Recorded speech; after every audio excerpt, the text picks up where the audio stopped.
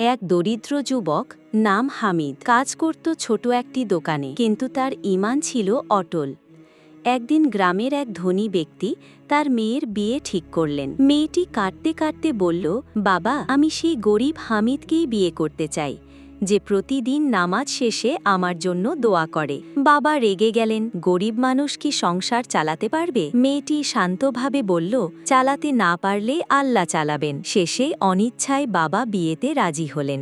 হামিদ বিয়ের পরদিনই মেয়ের বাবার বাড়িতে গিয়ে মাথা নিচু করে বলল, চাচা, আমি কিছু চাই না, শুধু দোয়া চাই যেন আপনার মেয়েকে কষ্ট না দিই। বছর ঘুরে গেল, হামিদের দোকান বড় হল, মানুষ তার সততা দেখে মুগ্ধ হল।